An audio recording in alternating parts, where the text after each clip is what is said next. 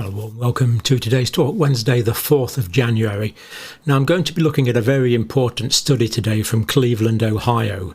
And this shows that amongst 50,000 employees, the more COVID vaccines they had, the more infections they got. The more vaccines they had, the more infections they got. And I strongly suspect that the FDA and the CDC and the UK Health Security Agency and the European Medicines Agency and the MHRA or all these people around the world are going to be scrabbling around to try and reproduce these very important results.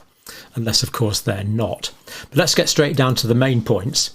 The risk of COVID-19 also varied by the number of vaccine doses previously received, a direct quote from the paper we're going to be looking at. The higher the number of vaccines previously received, the higher the risk of contracting COVID-19. Clearly, these regulatory bodies are going to be desperate to replicate this very important finding. Let's hope they're on it as we speak. Now, these were the actual results here. Now, I know you can't see those, so I've blown them up.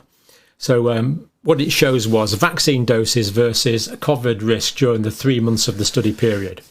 So compared to people that weren't vaccinated, that had never been vaccinated, one dose of vaccine, those people were 1.7 times more likely to test positive for COVID during the 3 months of the study. Not quite twice as likely, but nevertheless 1.7. These were more than twice as likely. People that had 2 doses, 2.63 times more likely to test positive for COVID during the 3 months of the study. But it gets worse. Those who'd had 3 doses of vaccines were 3.1 times more likely to test positive for COVID during the study. And those that had more than 3 doses were 3.8 times more likely to test positive for COVID during the study. And here is actually the graphic they produced on this. So what we actually see here is this started on the 12th of September. This was the first day of the study through the 98th day of the study. Now, people that had, and this is the cumulative risk for getting a COVID-19 infection or testing positive, but they did test quite readily because it was a health facility. So no doses of the vaccine, it went up during the course of the study. 1 dose of the vaccine, it went up more infections. 2 doses, it went up more. 3 doses, it went up more. So we see the more vaccines people received, the greater the risk that they tested positive for COVID during the course of the study. A really important finding. So just to summarise that, 1.7 times more likely, 2.36 more likely with 2 doses, 3.1 times more likely with 3 doses, 3.8 more likely with 4 doses. Now, the p-value here is p equals 0.001. This means that the authors are 999 out of 1,000 confident that this is a genuine result. It's a highly significant result. In other words, it's 99% likely to be a genuine result. P equals 0.001. So if you need to dash off, that's the main points I want you to get across. But if you've got time, I'm going to give you some more evidence and details now. So this is the paper here. Now, as we say, this is a preprint study. So it's one that people will be scrabbling to duplicate around the world because it's such a momentous study. Strange, I haven't heard it published in the mainstream media outlets. I don't think it's been on the BBC, for example, but I might be wrong. I don't watch everything on the BBC.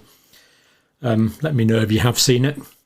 Now, this study here, this was the lead author. This is the second lead author. These are people that from the Cleveland Clinic, Ohio, and they've published on this extensively, or certainly published on this in the past, so they're experienced authors. And this is the whole point of doing preprint, so that in a pandemic we need to know things quickly so it can be acted on quickly. Let's hope that's happening. Now, in 2020, they say, this work was published in 2021, of course, evidence that vaccine prevented COVID infection was there.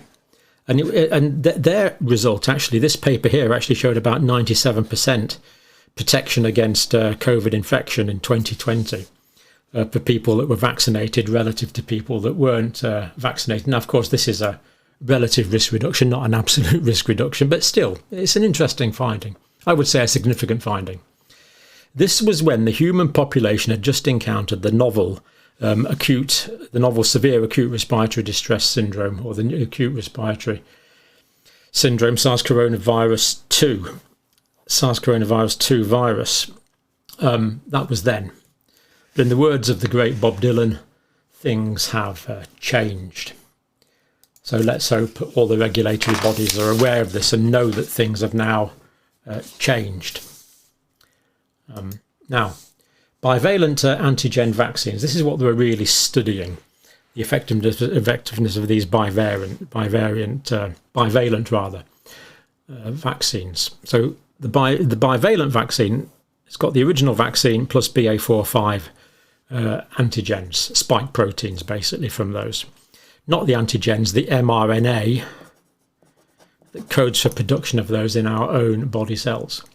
Now, these were approved without demonstration of effectiveness in human clinical studies, and they were approved without demonstration of safety in human clinical studies.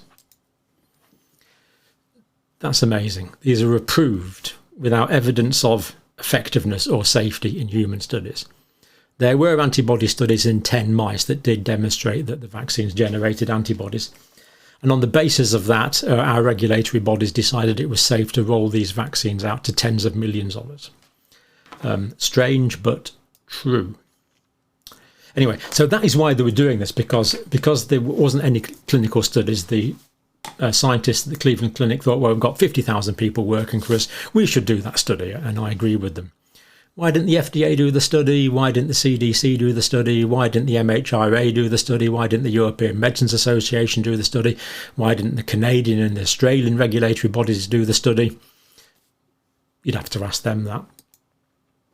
Anyway, background to the study. To evaluate whether a bivalent COVID vaccine protects against COVID-19, that is what the study was about.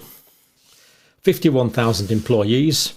Cumulative index of COVID-19 was examined over the period of weeks, and as we say, that is the study there in terms of vaccine. The cumulative incidence of COVID-19 was analysed.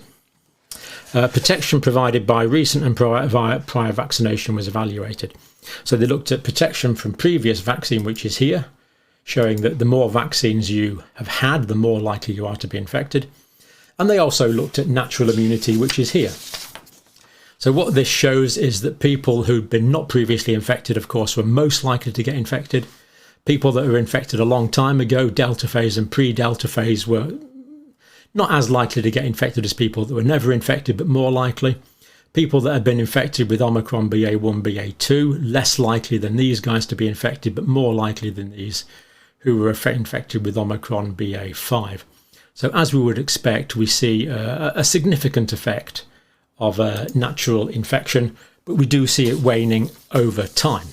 The longer ago it was, like the Delta and the pre-Delta, they got more infections than the people who were infected with the most recent variants down here. So no surprise there. So they collected the data on the natural immunity, which is great, and the vaccine immunity there, which showed the increasing risk with increasing doses of vaccine. Now, first bivalents were given on the 12th of September. That's the course of the study. 51,000 employees. 20,000, 41% had had a previous documented episode of COVID. So in other words, these are big numbers. You can get good stats out of these numbers. 42,000 had received 2 doses of vaccine. 10,000 had received a bivalent dose of vaccine. And COVID previously occurred in 2,452, 5% during the course of the study. So again, they've got good numbers to do the studies on. Mostly Pfizer, some were given Moderna, no other vaccines were used. And they found the risk of COVID-19 increased with the time since the most recent prior COVID episode. As we know, immunity has waned from natural infection. And they found that the risk of COVID-19 increased with the number of vaccines. So the more vaccines, the more cases of COVID were diagnosed. That's the one relating to natural immunity. That's the one relating to infections, increased infections with vaccination. Now, this is based on large numbers. So no doses, there was 6,500 people, nearly 1 dose, 2,500, 2 doses, 14,800, 3 doses, 23,000, 4 doses, 3,775, And unbelievably, some people had 5 and 6 doses, but thankfully less than 1%. But it just shows that this is based on big numbers. This is not a small-scale study. This is a big study with highly significant results. The bivalent vaccine itself, during the 3 months of the study, was independently associated with a risk of COVID-19, hazard ratio 0.7. In other words, the bivalent vaccine was 30% effective during the course of the study. So 30% over 3 months protection against infection. Remember, when these vaccines were first being developed, the WHO and everyone said it needs to be at least 50% effective. So having said it needs to be 50% effective, they're now happy to go on with a program where the efficacy is 30% effective over 3 months. 30% effective. Some of you might think that is a remarkably low number, especially as the CDC variants have now moved on, because of course the protection that people were getting was during most of these infections were in the first 10 weeks after the 12th of September, which were still in BA.4/5 then, Omicron BA.4/5. Now we're not. Now we've moved on. This is the CDC latest variants. BA.5 is now only 3.7% of infections. So we're giving remember the bivalent is the original Wuhan strain plus the BA.4 plus the BA.5 antigen. It only represents 3.7% of infections, and the BA.4 now is about the 20th on that list. It's a very rare variant now, BA.4. So the ones now that we've got are XBB 1.5, BQ 1.1, BQ1, BA.5 in that order. So the efficacy of the vaccine is going to be, we would expect, well below 30%, but we're still carrying it on. So there you go. The more vaccine doses, the more COVID infections were diagnosed. The average age of the population in this study was 42, working population of over 50,000 people. Quite incredible, really. Now, just in case I'm less publicly available than I have been, do download these. A couple 100,000 people actually have.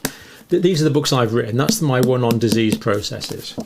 They're completely free. I've taken these completely out of the commercial sector. They're entirely in the public domain. Download it in high resolution PDF, print off a chapter for your course, get the pictures, use it as you would like. The only stipulation is you can't resell it. Not that I can stop you because I put it in the public domain, but I would ask people not to resell it. And that's my physiology notes book. Again, all the basic physiology of the body. Do download it, use it as you will, completely free. And also, we've started making the posters available for free download as well. So these posters that you see behind me, again, these are high resolution pictures. So do avail yourself of them and print one and put them on your own toilet wall if you would like to. I think when I'm allowed, I quite like that one. That's actually the Ring of Brogda in Orkney. Beautiful, beautiful place. This one's Turn Look See, which the sheep has done. This is based on our work in Africa. Again, high resolution, kids' lives matter.